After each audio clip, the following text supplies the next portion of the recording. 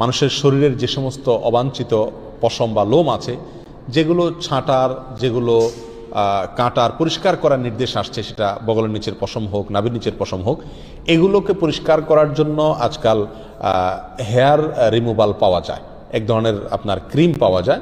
এই ক্রিমটা মাখায় দিয়ে এরপরে কিছু দিয়ে টান দিলে এগুলো পড়ে যায়। এখন এই হেয়ার রিমুভাল ইউজ করে এটাকে পরিষ্কার করা জায়েজ আছে, নাকি এখানে ব্লেড ইউজ করতে হবে, কেঁচি ইত্যাদি ইউজ করতে হবে? উত্তর হলো হেয়ার রিমুভাল ইউজ করা যাবে, কোনো অসুবিধা নাই। আমাকে এই পশমগুলো পরিষ্কার করতে হবে, কিভাবে করব সেটা আমার ব্যাপার। শরীয়ত আমাকে এক্ষেত্রে কোনো পদ্ধতি বলে দেয় না যে তোমাকে ব্লেড ইউজ করতে হবে। অথবা আপনি ব্লেড ইউজ করেন, অথবা মেশিন ইউজ করেন, অথবা হেয়ার রিমুভাল ইউজ করেন, যেভাবে আপনার সম্ভব বা যেভাবে আপনার ইচ্ছা সেভাবে আপনি ইউজ করতে পারেন। যদি আপনার স্বাস্থ্যের জন্য ক্ষতিকর না হয় তাহলে এটা ইউজ করাতে শরীয়তের দিক থেকে কোনো কি নাই, অসুবিধা নাই। 40 দিনের বেশি যদি কেউ নাভির নিচের লোম পরিষ্কার না করেন তাহলে সেক্ষেত্রে তার সালাত কবুল হবে না, তার নামাজ হবে না। এরকম একটি মাসআলা আমাদের সমাজে প্রচলিত আছে। কোরআন এবং হাদিসের আলোকে এটি কতটা সঠিক আমরা সে বিষয়ে জানার চেষ্টা করব। প্রথম কথা হলো, হাত পায়ের নখ ছোট করা, গোপ ছাঁটা ছোট করা, বগল এবং নাভির নিচের পশম পরিষ্কার করা, এটাকে চেঁচে ফেলা, এটি সকল নবী রাসূলগণের প্রতি আল্লাহ রাব্বুল আলামিনের পক্ষ থেকে আরোপিত কমন একটি বিধান ছিল। সকল নবী রাসূলগণের কমন একটি সুন্নাহ ছিল।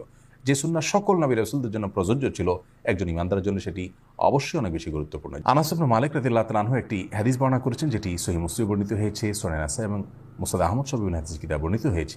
সেখানে তিনি বলেছেন যে রাসূল আকরাম সাল্লাল্লাহু আলাইহি ওয়াসাল্লাম আমাদেরকে এই কাজগুলো করবার জন্য, অর্থাৎ হাত পায়ের নখ ছোট করা, গোপ ছোট করা, বগল এবং নাভির নিচের পশম পরিষ্কার করা, চাঁচা, এই কাজের জন্য তিনি আমাদেরকে সময়সীমা নির্ধারণ করে দিয়েছেন 40 দিন। অর্থাৎ 40 দিন পর্যন্ত কেউ যদি বিলম্ব করেন তাহলে সেটি জায়েজ আছে। যদিও এত বেশি বিলম্ব না করে প্রতি সপ্তাহে একবার পরিচ্ছন্ন করতে পারে সেটি উত্তম, ভালো কাজ। যত বেশি পরিষ্কার রাখা যায় এগুলো ততই ভালো। কিন্তু যদি কেউ বিলম্ব করতে চান তাহলে সেক্ষেত্রে তিনি এগুলো না চেষে না কেটে সর্বোচ্চ 40 দিন পর্যন্ত থাকতে পারবেন। 40 দিনের পর যদি তিনি না কেটে থাকেন তাহলে সেটি তার জন্য গুনাহের কারণ হবে। সে কারণে তিনি আল্লাহর কাছে পাপী হিসাবে বিবেচিত হবেন। কিন্তু এর কারণে তার সালাত হবে না, তার নামাজ কবুল হবে না, এরকম কোনো কথা হাদিসের কোথাও বলা হয়নি। সালাত বা নামাজ বিশুদ্ধ হওয়ার সম্পর্ক হলো সালাতের যে শর্ত আছে সেই শর্তগুলো তিনি সঠিকভাবে আদায় করেছেন কিনা এর উপর নির্ভর করে। যার কারণে সালাতের শর্ত যদি সঠিকভাবে আদায় করে থাকেন, ফরজগুলো সঠিকভাবে আদায় করে থাকেন, তাহলে সালাত বিশুদ্ধ হবে। যদিও তার নাভির নিচের লোম তিনি অপরিষ্কার রাখেন, নখ বড় রাখেন, এগুলো করা সত্ত্বেও তার সালাত আদায় হয়ে যাবে। কিন্তু এগুলোকে তিনি বড় রাখবার কারণে, ছোট না করার কারণে, সময়মতো না চাষবার কারণে, 40 দিনে বেশি অপরিচ্ছন্ন রাখবার কারণে তিনি একটি গুনাহে লিপ্ত হলেন, সেটি সম্পূর্ণ ভিন্ন বিষয়। চুল ও নখ কাটার পর তা টয়লেটে ফেললে গুনাহ হবে কি না? ভাই তুহিন, আমাদের শরীরের চুল, নখ ইত্যাদি কেটে সেটা যদি আমরা টয়লেটে বা ওয়াশরুমে ফেলে দেই তাহলে তার কারণে গুনাহ হবে না, কিন্তু কাজটি অনুত্তম, মানে ভালো নয়। একজন মুসলিম তার শরীরের কোনো অঙ্গ প্রত্যঙ্গ, চুল, নখ ইত্যাদি এগুলো যদি কাটার প্রয়োজন হয় কেটে তিনি সেটাকে যদি কোনো মাটি ইত্যাদির নিচে পুঁতে রাখতে পারেন সেটা ভালো, উত্তম। কারণ অনেক সাহাবী থেকে এই ধরনের আমলের কথা পাওয়া যায়। কিন্তু যদি কেউ এটা করতে না পারেন, বরং ডাস্টবিনে বা অন্য কোথাও ফেলে দেন, তাহলে এই ফেলার কারণে তিনি গুনাহগার হবেন না, পাপী হিসাবে বিবেচিত হবেন না, বড়জোর উত্তম কাজ করেননি। এটি যেহেতু মানুষের শরীর আল্লাহ রাব্বুল আলামিন মানুষকে সম্মানিত করেছেন, মর্যাদা দিয়েছেন, এই জন্য চুল, নখ এগুলো তার অঙ্গ। তো এই অঙ্গকে অসম্মানজনক জায়গায় না ফেলাটা উচিত, উত্তম। বাট যদি কেউ ফেলেন তাহলে বড় কোনো গুনাহগার হয়েছেন এমনটি বলার কোনো সুযোগ নেই। রাতে হাত পায়ের নখ কাটা যাবে কি না, এই প্রশ্নটি অনেকেরই, এবং আমাদের সমাজে এখনও অনেকে মনে করেন, বিশেষ করে গ্রামাঞ্চলে, যে রাতের বেলায় হাত পায়ের নখ কাটলে মানুষের অমঙ্গল হয়, অকল্যাণ হয়, সম্পদহানি হয়, বিশেষ কোনো ক্ষতি হয়, কিংবা এটি নিষিদ্ধ। মূলত কোরআন এবং হাদিসের কোথাও রাতের বেলায় হাত পায়ের নখ কাটা কিংবা গোপ ছোট করা কিংবা চুল কাটা কিংবা ঘর ঝাড়ু দেওয়া কিংবা খাবার শেষে প্লেট ধুয়ে সে পানি বাহিরে ফেলা ইত্যাদি, অথবা কোনো গাছের পাতা ইত্যাদি ছেঁড়া, ফসল ইত্যাদি ছেঁড়া রাতের বেলায়, এগুলোকে কোরআন হাদিসের কোথাও নিষেধ করা হয়নি। আর কোরআন হাদিসে কোনো কিছুকে নিষিদ্ধ না করা হলে সেটিকে নিষিদ্ধ বা অমঙ্গলের মনে করাটা এটি কুসংস্কার এবং এক ধরনের শিরকি বিশ্বাস, যা থেকে আমাদের বেঁচে থাকতে হবে। রাসূল করিম সাল্লাল্লাহু আলাইহি ওয়াসাল্লাম বিভিন্ন হাদিস থেকে আমরা জানতে পারি লা আদওয়া ওয়ালা তিয়ারাতা, এবং এ জাতীয় অনেক হাদিস রয়েছে যেগুলোর খোলাসা হলো অমঙ্গল, অপয়া বলতে কোনো কিছু শরীয়তে নেই, যে অমুক কাজে অমঙ্গল, অমুক কাজে অপয়া আছে। যদি শরীয়তে সেটাকে অমঙ্গলজনক বলে আখ্যায়িত না করে, মন গড়া বিশ্বাস থেকে সেটাকে অমঙ্গলজনক মনে করাটা এটি ভ্রান্ত বিশ্বাস, যা আমাদের ইমানের জন্য ক্ষতিকর। বিধায় এই বিশ্বাস থেকে আমাদের সরে আসতে হবে। অনেক হিন্দুরা মনে করেন, বিভিন্ন ব্লগে আমি দেখেছি যে তাদের ধারণা মতে লক্ষ্মী সন্ধ্যাবেলায় বাসা বাড়িতে বাড়িতে যান তাদের দেবতা, এবং ওই সময় কেউ হাতের নখ কাটলে বা কোনো কিছু পরিষ্কার করলে ময়লা ইত্যাদি শরীরে এগুলো পরিচ্ছন্ন করতে গেলে, বিশেষ করে হাত পায়ের নখটক ইত্যাদি কাটতে গেলে তিনি রুষ্ট হয়ে যান এবং তাতে সম্পদের ক্ষতি হয়। এটা হিন্দুদের শিরকপূর্ণ বিশ্বাস, যা একজন মুসলিম কোনো অবস্থাতেই ধারণ বা লালন করতে পারেন না। অতএব রাতের বেলা হাত পা নখ কাটা যাবে না এমন কোনো কথা নেই। আল্লাহ তাআলা কোরআনে কারিমে বলেছেন, ওয়াজআলনাল লাইলা লিবাসা, আর আমি রাতকে পোশাক স্বরূপ করেছি, অর্থাৎ যেন আমরা রাতের বেলা ঘুমোতে পারি, সেজন্য আল্লাহ সেটাকে সেভাবে উপযোগী করে দিয়েছেন। রাতে মৌলিক কাজ হলো একজন মানুষ ঘুমাবে, কিন্তু এর পাশাপাশি ছোটোখাটো অন্যান্য কাজ তিনি অবশ্যই করতে পারেন, কোনো প্রকার নিষেধাজ্ঞা বা ক্ষতি তাতে নেই। ক্ষতি আছে মনে করলে সেটি তার ইমানের জন্য ক্ষতিকর হবে। বরং একটা সময় আমাদের দেশে বা অনেক এলাকাতে হয়তো ইলেকট্রিসিটি ছিল না, যার কারণে অন্ধকারের মধ্যে চেরাগের নিভু নিভু আলোতে বা আলো আধারিতে কিংবা মোমবাতির আলোতে, স্বল্প আলোতে যদি হাত পায়ের নখ কাটতে যেত, তাহলে সেক্ষেত্রে হয়তো সেটি যথাযথভাবে হতো না বা খুব সুন্দরভাবে হতো না। এইসব কারণে যদি তখন মানুষ নিষেধ করে থাকেন, সেটির একটা যৌক্তিকতা ওই সময়ের জন্য হয়তো ছিল, যে ঠিক আছে, অন্ধকার মধ্যে কাটতে গেলে তুমি হাত কেটে যেতে পারে, বা না দেখে কাটতে গেলে তোমার ক্ষতি হতে পারে। ক্ষতি হতে পারে বলতে কোনো জায়গায় কেটে যেতে পারে বা বাঁকা হতে পারে ইত্যাদি ইত্যাদি। এসব কারণে দিনের আলোতে করা ভালো, এটা সেই দৃষ্টিকোণ থেকে তখন বলে থাকলে ঠিক আছে। এখন যেহেতু সেই সমস্যা নেই, অতএব রাত দিন এখন প্রায় সমান, বিধায় কেউ চাইলে রাতেও কাটতে পারে, কেউ চাইলে দিনেও কাটতে পারে। বাকি রাতে কাটলে ক্ষতি হবে, এই বিশ্বাসটা কোনো সময়ের জন্যই সঠিক নয়, এটা সম্পূর্ণ ভুল ধারণা।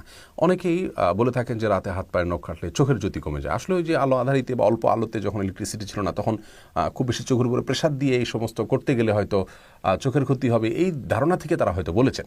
কিন্তু আজকে যেহেতু এটি প্রযোজ্য নয় এবং সঠিক নয়, বিধায় চোখের জ্যোতি কমে যাবে, এটিও ভুল ধারণা হবে। বিধায় রাতে হাত পায়ের নখ কাটাতে কোনো অসুবিধা নেই। গাছের পাতা ছেঁড়া কিংবা ঘর ঝাড়ু দেওয়া কিংবা খাবার খেয়ে প্লেটের পানি বাহিরে ফেলা ইত্যাদি, এগুলোতে কোনো প্রকার অসুবিধা নেই। এগুলো হিন্দুয়ানি ভুল ধারণা থেকে অনেকটা আমাদের মধ্যে এসেছে, আবার কোনোটি আসছে আমাদের নিজেদের থেকেই সৃষ্টি হয়েছে ভুল ধারণা। অতএব এই ভুল ধারণা থেকে আমাদেরকে বেঁচে থাকতে হবে। কেউ চাইলে রাতেও কাটতে পারেন হাত পায়ের নখ, কেউ চাইলে দিনেও কাটতে পারেন। ফায়জা ইবনাত চুহি আপনি জানতে চেয়েছেন, তালি দেওয়া ও শীষ দেওয়া কি ইসলামে হারাম? গুরুত্বপূর্ণ একটি প্রশ্ন করেছেন। অনেকেই বিভিন্ন অনুষ্ঠানে দেখা গেল যে কাউকে উৎসাহ দেওয়ার জন্য বা কারোর কোনো কথার সাথে ঐকমত্য পোষণ করেছেন সেটা প্রকাশ করবার জন্য হাতে তালি দিয়ে থাকেন, আবার অনেকে মুখে শীষ দিয়ে থাকেন। এই বিষয়গুলোর ইসলামী শরিয়াতে জায়েজ না জায়েজ হওয়া নিয়ে আমাদের সমাজে কিছুটা ধোঁয়াশা রয়েছে অনেকের মধ্যে। দেখুন, হাতে তালি দেওয়ার বিষয়ে রাসূল করিম সাল্লাল্লাহু আলাইহি সাল্লামের নির্দেশনা একটি পাওয়া যায়, সেটি হলো মেয়েরা জামাতবদ্ধ নামাজে ইমামের ভুল শুধরাবার জন্য হাতে তালি দিবেন, আর সেটা হবে হাতের উল্টা পিঠের সাথে হাতের তালুর সাথে বাড়ি দিয়ে আওয়াজ দিয়ে তারা ইমাম সাহেবকে সাবধান করবেন। আর পুরুষ মুসল্লি থাকলে তারা সুবহানাল্লাহ বলে ইমাম সাহেবকে ভুল হয়েছে সে বিষয়ে শুধরানোর চেষ্টা করবেন, তার দৃষ্টি আকর্ষণ করার চেষ্টা করবেন। এ হলো মৌলিক নির্দেশনা। এর বাইরে আর বিশেষ কোনো জায়গায় বা ভিন্ন কোনো জায়গায় তালি দেওয়ার কথা ইসলামী শরিয়াতে কোথাও বলা হয়নি। বরং কোরআনে কারিমে সূরা আনফালে, যথাসম্ভব সূরা আনফালেই আল্লাহ সুবহানাহু ওয়া তাআলা ৩৫ নম্বর আয়াতে বলেছেন যে ওমা কানা সলাতুহুম ইল্লা মুকাআন ওয়া তাসদিয়া ইনদাল বাইতি ইল্লা মুকাআন ওয়া তাসদিয়া, অর্থাৎ মক্কার মুশরিকরা কাফিররা তাদের ইবাদত ছিল তারা বাইতুল্লাহর পাশে গিয়ে শীষ বাজাতো এবং হাতে তালি দিত, এটাকে তারা ইবাদত হিসাবে করত। এবং অনেক উলামা ইকরাম বলেছেন এটা তারা সাধারণ উৎসবে সাধারণ আনন্দেও তারা হাতে তালি দিত।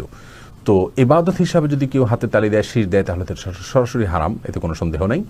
আর যদি ইবাদত হিসাবে না দেয়, এমনিতে সাধারণ অনুষ্ঠানে উৎসাহের জন্য হাতে তালি দেয় বা শীষ বাজায়, তাহলে সেটা কমপক্ষে মাকরুহ হবে, অর্থাৎ এটি অপছন্দনীয় হবে। সরাসরি হারাম হবে কিনা সেটা কেউ কেউ বলেছেন, তবে বিশুদ্ধ মত অনুযায়ী এটি মাকরুহ হবে, সাধারণ অবস্থাতে সরাসরি হারাম হবে না। আমরা কাউকে উৎসাহ দেওয়ার জন্য বা কোনো আশ্চর্যজনক কিছু দেখলে আমরা সুবহানাল্লাহ বলবো, আল্লাহু আকবার বলবো, সেটাও ইন্ডিভিজুয়ালি যার যার মতো বলবো। দলবদ্ধভাবে এরকম মানে একসাথে স্লোগান দিয়ে আল্লাহু আকবার বলা, সুবহানাল্লাহ বলার কোনো নির্দেশনা হাদিস কোরআনে পাওয়া যায় না। যার কারণে যার যার জায়গা থেকে আমরা সুবহানাল্লাহ বলবো, আলহামদুলিল্লাহ বলবো। মুমিনের এ জাতীয় কথাগুলো উচ্চারণের মাধ্যমে তিনি সওয়াব পাবেন, ভালো একটা কথা বলা হয়ে গেল। কিন্তু হাতে তালি দেওয়া এটা মুসলিমদের কালচার নয়। যদি কেউ দেন তাহলে সেক্ষেত্রে তিনি হারাম করে ফেলেছেন বা বড় কোনো গুনাহ করে ফেলেছেন, বিষয়টি সেরকমও নয়, যেহেতু এটাকে ইবাদত হিসাবে দেওয়া হচ্ছে না। হরমোনজনিত কারণে অনেক মেয়ে মানুষের গালে দাড়ি অথবা গোঁফ গজিয়ে থাকে। এই দাড়ি এবং গোঁফ যদি উপড়ে ফেলা হয় বা চেঁচে ফেলা হয়, তাহলে ইসলামী শরিয়া দৃষ্টিকোণ থেকে সেটি জায়েজ হবে নাকি এটাকে রেখে দিতে হবে?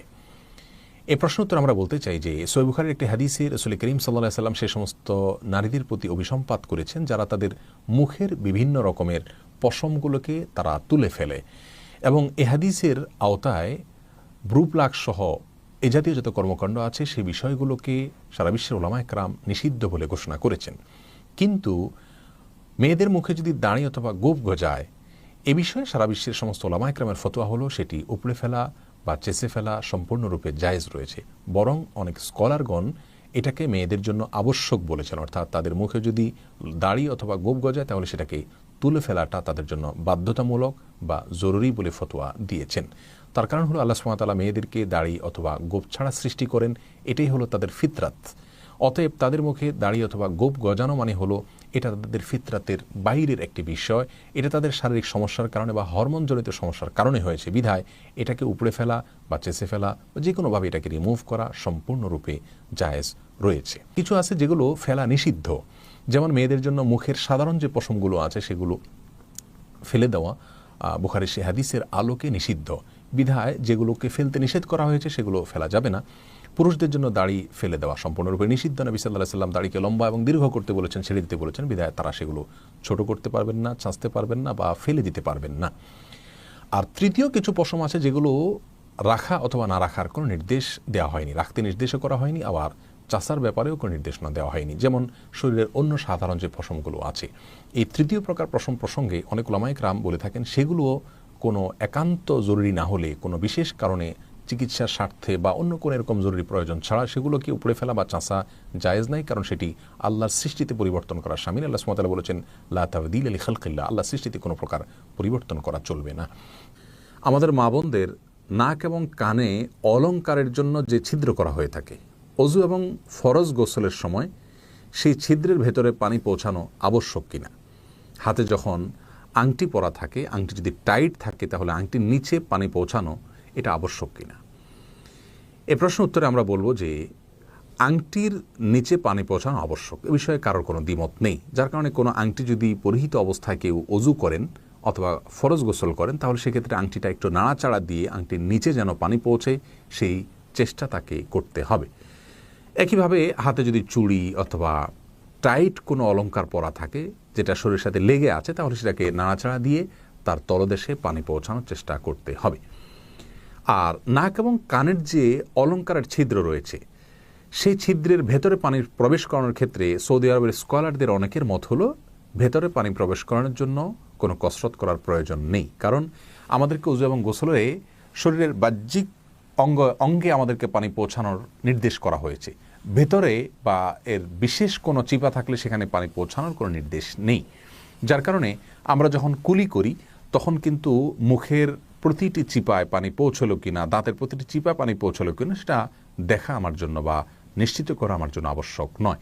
তারা মনে করেন যে কান এবং নাকের যে ছিদ্র রয়েছে এটা শরীরের ভেতরের অংশের মতো, যার কারণে সেখানে পানি পৌঁছানো আবশ্যক নয়, স্বাভাবিকভাবে পানি প্রবাহিত করলেই ওযু এবং গোসল হয়ে যাবে।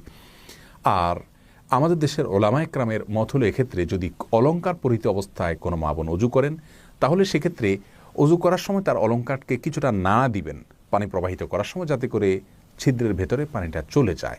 কানের ক্ষেত্রে, নাকের ক্ষেত্রে একই কথা প্রযোজ্য। ওযুর ক্ষেত্রে শুধুমাত্র নাকের অলংকার নাড়া দিবেন, আর কান যেহেতু ধৌত করা ওযুতে আবশ্যক নয় সেজন্য ভিজা হাত দিয়ে কানের উপরে মাসা করলেই দায়িত্ব পালন হয়ে যাবে, তাতে অলংকারে হাত লাগলো কি লাগলো না সেটা দেখার প্রয়োজন নেই। আর ফরজ গোসলের ক্ষেত্রে নাক এবং কান উভয় অলংকারকে পানি প্রবাহিত করার সময় একটু নাড়াচাড়া দিবেন যাতে ভেতরে পানিটা পৌঁছে যায়। পৌঁছলো কিনা সেটা নিশ্চিত হওয়ার দরকার নেই, তবে যতটুকু সাধ্য আছে ততটুকু চেষ্টা করতে হবে ভিতরে পানি যেন যায়, সেজন্য নাড়া দিলেই যথেষ্ট হয়ে যাবে। আর যদি অলংকার খুলে কেউ ওযু বা গোসল করেন, অর্থাৎ নাকে তার নাকফুল নেই, কানে কানের দুল নেই কিন্তু ছিদ্র আছে, সেক্ষেত্রে তিনি চেষ্টা করবেন পানি দেওয়ার সময় হাত দিয়ে কিছুটা ডলে পানি যতটুকু ভেতরে যায় সে চেষ্টা তার থাকতে হবে, সেটা নাকের ক্ষেত্রেও কানের ক্ষেত্রেও। পৃথক কোনো কাঠি ইত্যাদি দিয়ে সেটা দিয়ে নাড়া দিয়ে ভেতরে প্রবেশ করিয়ে পানি পৌঁছানোর জন্য পৃথক কষ্ট বা কসরত করার প্রয়োজন নেই, কারণ সেটি এক ধরনের জটিলতা। আর আল হারজু মাদফু, ইসলামী শরীয়তে কোনো প্রকার জটিলতা সৃষ্টি হয় এরকম কোনো নির্দেশ আমাদেরকে দেওয়া হয়নি। তাহলে এখানে আমরা দুটি মত পেলাম, কিন্তু দ্বিতীয় মতটি অধিকতর সতর্কতামূলক, যার কারণে মা বোনরা অলংকার পরিহিত অবস্থা যখন ওযু করবেন তখন একটু নাড়াচাড়া দিবেন যাতে করে ভেতরে পানি পৌঁছে যায় এবং সন্ধ্যের ঊর্ধ্বে তিনি উঠে গেলেন। আর যদি অলংকার না থাকে তাহলে সেক্ষেত্রে অজু করার সময় সেই ছিদ্রের জায়গায় একটু ডলা দেওয়ার চেষ্টা করবেন যাতে করে পানিটা কিছুটা ভেতরে চলে যায়। তবে কাঠি ইত্যাদি দিয়ে পৃথকভাবে সেখানে পানি পৌঁছানোর বিষয়টি নিশ্চিত করার কোনো প্রয়োজন নেই। অনেকে মনে করেন যে বালিশে পা লাগলে ঘাড়ে ব্যথা করে, অর্থাৎ যে বালিশটি আমরা মাথার নিচে দিয়ে থাকি সেই বালিশে যদি আমাদের পা স্পর্শ করে পা সেটাতে লাগে তাহলে বালিশের প্রতি অসম্মান হয়, আর বালিশের প্রতি অসম্মানের কারণে তার দায়ে আমাদের ঘাড়ে ব্যথা হবে। ঘাড়ে আমাদের কাঁধে বিভিন্ন সময় ব্যথা হয় আমরা জানি, কিন্তু বালিশে পাও লাগলেই ঘাড়ে ব্যথা হবে এরকম কোনো কথা সঠিক নয়। এটি সম্পূর্ণ ভ্রান্ত এবং ভুল একটি ধারণা। হয়তো কেউ বা কারা এটা শুরুতে চালু করেছেন যাতে কেউ প্রয়োজনে অপ্রয়োজনে মাথায় দেওয়া বালিশকে পায়ের নিচে না দেয়, অসম্মান না করে বা সেটাকে ময়লাযুক্ত না করে, এই জায়গা থেকে কেউ হয়তো বা এরকম কোনো কথা প্রচলন দিয়েছেন। কিন্তু একজন মুসলিমকে মনে রাখতে হবে তিনি যদি কোনো বিশ্বাস তার ভিতরে স্থাপন করেন, সেই বিশ্বাসটি যদি কোরআন এবং সুন্নাহ থেকে সমর্থিত না হয়, কোরআন সুন্নাহ দ্বারা প্রমাণিত না হয়, অথবা কোনো বাস্তব অভিজ্ঞতা দ্বারাই সেটি প্রমাণিত না হয়, তাহলে সেক্ষেত্রে সেটিকে কোনো মুসলমান কোনো অবস্থাতেই নিজের ভিতরে লালন করতে পারেন না, বরং সেই ভ্রান্ত বিশ্বাস থেকে নিজেকে মুক্ত রাখতে হবে। আমাদেরকে মনে রাখতে হবে যে কোনো কাজের প্রভাব, কোনো কিছুর প্রভাব যদি অভিজ্ঞতা দ্বারা প্রমাণিত হয়, যেমন এই জিনিসটা খেলে এই সমস্যা হয়, তাহলে আমরা বলতে পারি যে এটা খেলে এটা হয়, কারণ এটা অভিজ্ঞতা দ্বারা প্রমাণিত বা বৈজ্ঞানিকভাবে এটি প্রমাণিত। কিন্তু যেটা বৈজ্ঞানিকভাবে প্রমাণিত নয়, অভিজ্ঞতা দ্বারা প্রমাণিত নয়, এর কোনো প্রভাব আপনার যৌক্তিকভাবে প্রমাণিত নয় এবং কোরআন সুন্নাতেও সেরকম কোনো বিশ্বাসের কথা বলা হয়নি, সেটি ধারণ করা নিজেদের ভিতরে এটা বিভ্রান্তি এবং গুমরাহি এবং এটা আমাদের ঈমানের জন্য ক্ষতিকর বিশ্বাস। যেমন বালিশে পাও লাগলে ঘাড়ে ব্যথা হবে, এর কোনো বৈজ্ঞানিক ভিত্তি নাই এবং ইসলামী শরিয়াতেও এর কোনো ভিত্তি নাই, যার কারণে এই ধরনের ভ্রান্ত উক্তিগুলো থেকে আমরা বেঁচে থাকবো।